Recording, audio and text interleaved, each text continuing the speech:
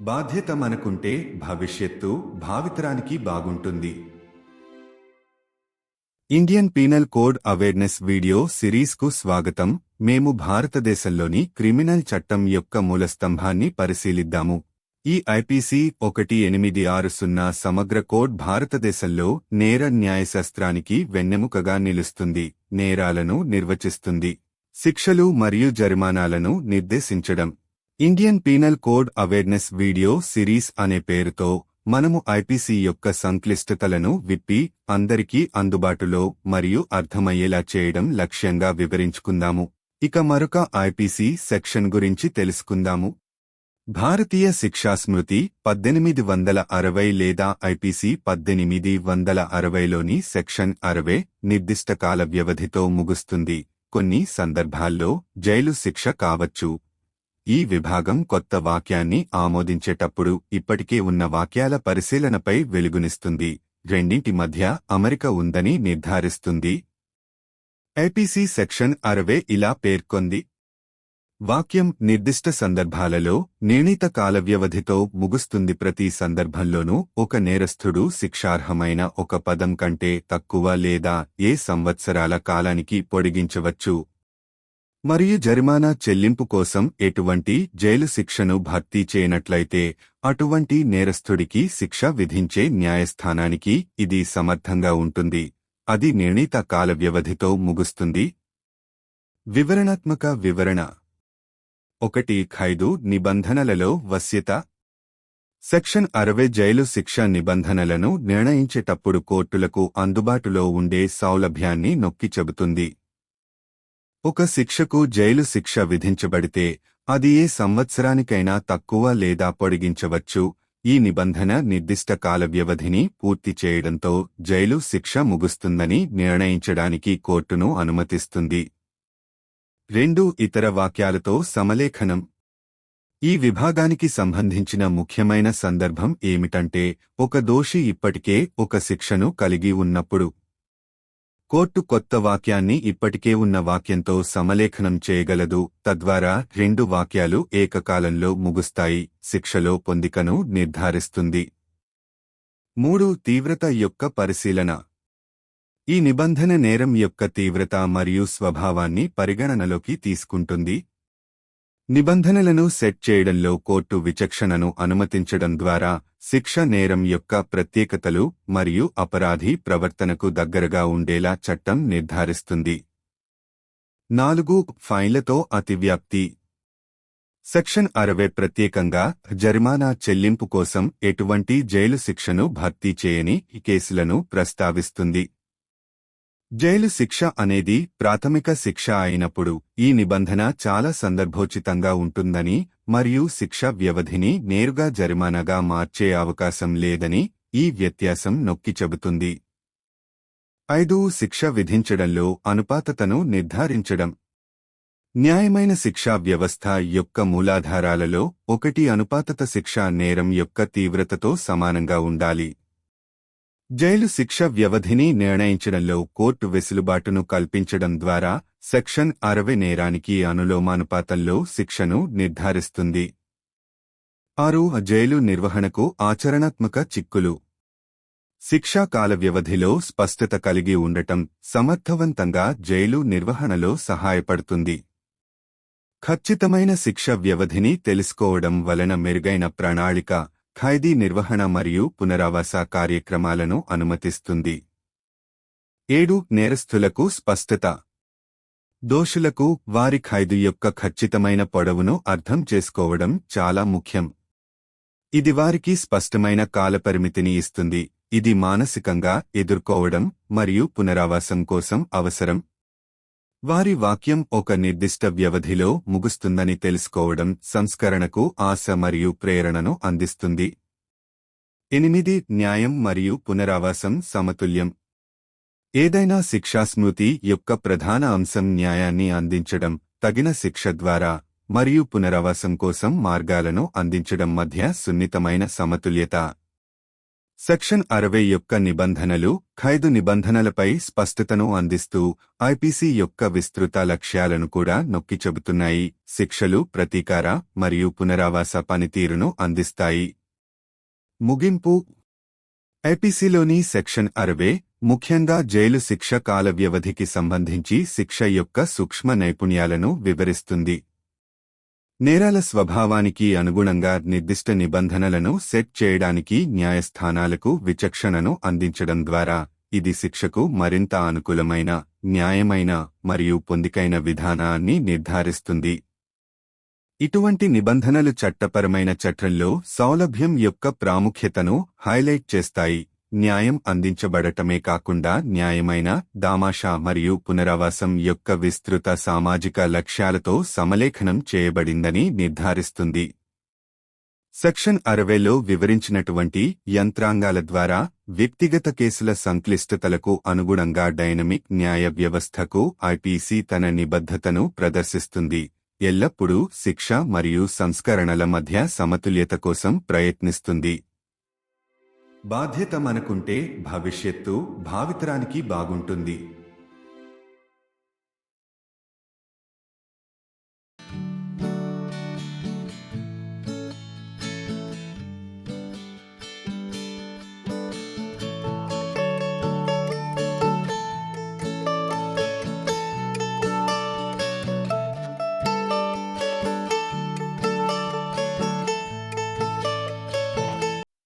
कानूनी जागरूकता पर हमारी वीडियो श्रृंखला में आपका स्वागत है, जहां आज हम भारत में आपराधिक कानून की आधारशिला भारतीय दंड संहिता।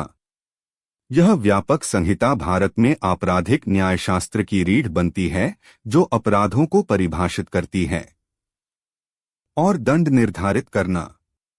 आईपीसी 1860 एक्सप्लेन्ड शीर्षक वाले इस एपिसोड में हमारा लक्ष्य आईपीसी की जटिलताओं को उजागर करना है, जिससे इसे सभी के लिए सुलभ और समझने योग्य बनाया जा सके। आइए कानूनी शब्दावली को तोड़े ताकि आपको यह व्यावहारिक समझ मिल सके कि आईपीसी हमारे दैनिक जीवन को कैसे प्रभावित करता है। भारतीय दंड संहिता 1860 आईपीसी 1860 की धारा 60 सजा कुछ मामलों में कारावास की हो सकती है, जो निश्चित अवधि के साथ समाप्त हो जाएगी से संबंधित है। यह खंड एक नया वाक्य पारित करते समय मौजूदा वाक्यों पर विचार करने पर प्रकाश डालता है। यह सुनिश्चित करता है कि दोनों के बीच एक संरेखण है।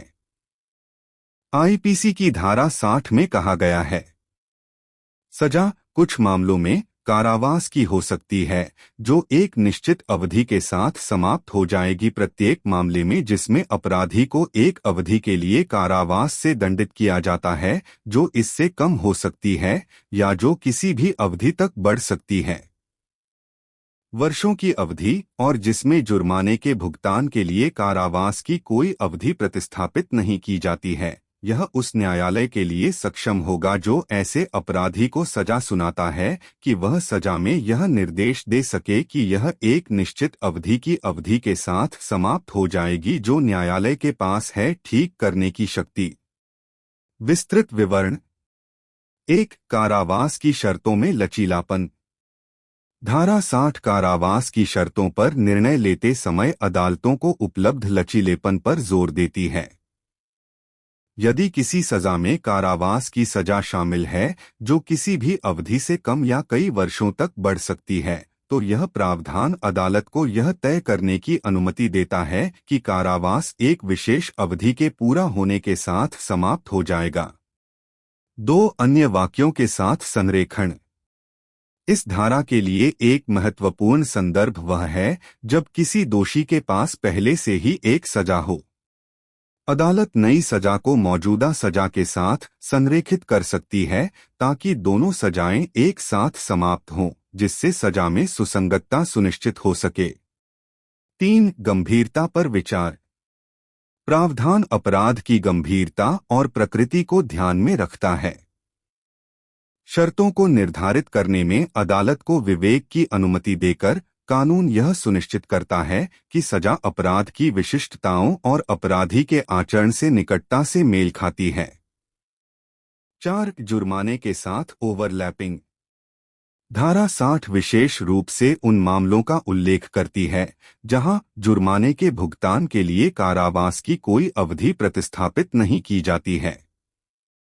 यह अंतर रेखांकित करता है कि यह प्रावधान सबसे अधिक प्रासंगिक है जब कारावास प्राथमिक सजा है और सजा की अवधि को जुर्माने में सीधे परिवर्तित नहीं किया जाता है। 5. सजा में आनुपातिकता सुनिश्चित करना। न्यायपूर्ण दंड प्रणाली का एक आधार आनुपातिकता है। सजा को अपराध की गंभीरता के अनुरूप होना चाहिए। कारावास की अवधि निर्धारित करने में अदालत को लचीलापन प्रदान करके धारा 60 यह सुनिश्चित करती है कि जुर्माना अपराध के अनुपात में हो। 6. जेल प्रबंधन के लिए व्यावहारिक निहितार्थ। सजा की अवधि में स्पष्टता होने से कुशल जेल प्रबंधन में मदद मिलती है। सटीक सजा अवधि जानने से बेहतर योजना, कैदी प्रबंधन और पुनर्वास पहल की अनुमति मिलती है। 7. अपराधियों के लिए स्पष्टता।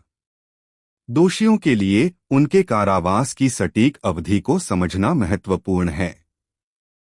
यह उन्हें एक स्पष्ट समय सीमा देता है जो मुकाबला करने और पुनर्वास के लिए मनोवैज्ञानिक रूप से आवश्यक हो सकता है। यह जानकर कि उनकी सजा एक निश्चित अवधि पर समाप्त होगी, सुधार के लिए आशा और प्रेरणा की भावना प्रदान की जा सकती है। 8. न्याय और पुनर्वास में संतुलन। किसी भी दंड संहिता का मूल न्याय प्रदान करने, उचित दंड के माध्यम से और पुनर्वास के लिए रास्ते प्रदान करने के बीच नाजुक संतुलन है। धारा 60 के प्रावधान कारावास की शर्तों पर स्पष्टता प्रदान करते हुए आईपीसी के व्यापक उद्देश्यों पर भी जोर देते हैं, जिससे यह सुनिश्चित होता है कि दंड प्रतिशोधात्मक और पुनर्वास दोनों प्रकार के कार्य करते हैं। निष्कर्ष। आईपीसी की धारा 60 सजा की बारीकियों को स्पष्ट करती है, विशेष रूप से कारावास की अवधि के संबंध में। अदालतों को अपराधों की प्रकृति के अनुरूप विशिष्ट शर्तें निर्धारित करने का विवेक प्रदान करके यह सजा के लिए अधिक अनुकूलित, न्यायसंगत और सुसंगत दृष्टिकोण सुनिश्चित करता है। ऐसे प्रावधान कानूनी ढांचे के भीतर लचीलेपन के महत्व को उजागर करते हैं, यह सुनिश्चित करते हुए कि न्याय न केवल प्रदान किया जाता है बल्कि निष्पक्षता, आनुपातिकता और पुनर्वास के व्यापक सामाजिक लक्ष्यों के साथ भी जुड़ा हुआ है। धारा 60 में उल्लिखित तंत्रों के माध्यम से आईपीसी एक गतिशील न्याय प्रणाली के प्रति अपनी प्रतिबद्धता प्रदर्शित करता है जो व्यक्तिगत मामलों की जटिलताओं के अनुकूल होती है, हमेशा सजा और सुधार के बीच संतुलन के लिए प्रयास करती है। यदि हम जिम्मेदार हैं तो भविष्य आने वाली पीढ़ियों के लिए अच्छा होगा।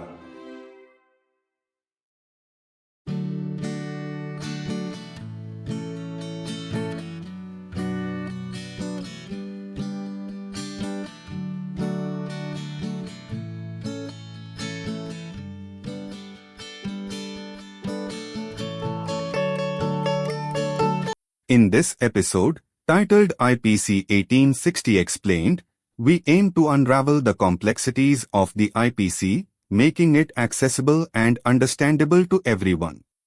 Our discussion will include an overview of its structure, covering various chapters and sections that categorize different crimes, from theft and assault to more complex offenses like cybercrime and economic fraud. Now let's know about another IPC section. Section 60 of the Indian Penal Code, 1860, IPC 1860, pertains to the sentence may be, in certain cases, of imprisonment which shall expire with duration of certain term. This section sheds light on the consideration of existing sentences when passing a new sentence, ensuring that there is an alignment between the two.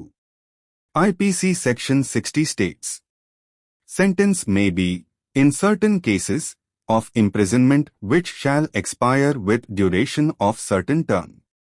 In every case in which an offender is punishable with imprisonment for a term which may be less than or which may extend to any term of years, and in which no term of imprisonment is substituted for payment of a fine, it shall be competent to the court which sentences such offender to direct in the sentence that it shall expire with the duration of a certain term which the court has power to fix. Elaborated description. 1. Flexibility in imprisonment terms. Section 60 emphasizes the flexibility available to courts when deciding on imprisonment terms.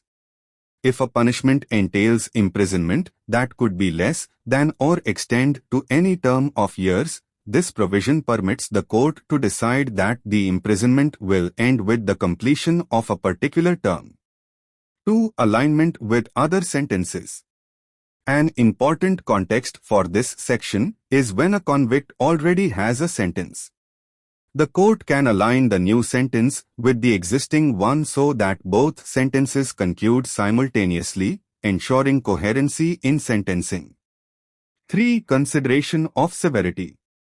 The provision takes into account the severity and nature of the crime. By allowing the court discretion in setting terms, the law ensures that punishment corresponds closely with the specifics of the offense and the offender's conduct. 4. Overlapping with fines. Section 60 specifically mentions cases where no term of imprisonment is substituted for payment of a fine. This distinction underscores that this provision is most relevant when imprisonment is the primary punishment and there isn't a direct conversion of the sentence duration into a fine. 5. Ensuring proportionality in sentencing. One of the bedrocks of a just penal system is proportionality. The punishment should align with the severity of the crime. By granting the court flexibility in determining the duration of imprisonment, Section 60 ensures that the penalty is proportionate to the offense. 6. Practical implications for prison management. Having clarity in sentence durations aids in efficient prison management. Knowing exact sentence durations allows for better planning, prisoner management, and rehabilitation initiatives. 7. Clarity for offenders. For the convicts, understanding the precise length of their imprisonment is crucial. It gives them a clear time frame, which can be psychologically essential for coping and rehabilitation. Knowing that their sentence will end at a definite term can provide a sense of hope and motivation for reform. 8. Balancing justice and rehabilitation. The core of any penal code is the delicate balance between delivering justice through appropriate punishment and offering avenues for rehabilitation. Section 60's provisions, while providing clarity on imprisonment terms, also emphasize the broader objectives of the IPC, ensuring punishments serve both a retributive and rehabilitative function. Conclusion. Section 60 of the IPC elucidates the nuances of sentencing, particularly concerning the duration of imprisonment terms. By providing courts the discretion to set specific terms aligned with the nature of offenses, it ensures a more tailored, just, and coherent approach to punishment.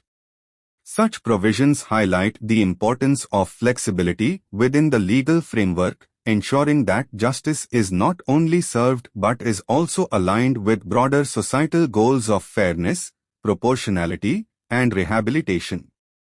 Through mechanisms like those outlined in Section 60, the IPC showcases its commitment to a dynamic justice system that adapts to the complexities of individual cases, always striving for a balance between punishment and reform. If we are responsible, the future will be good for the future generations.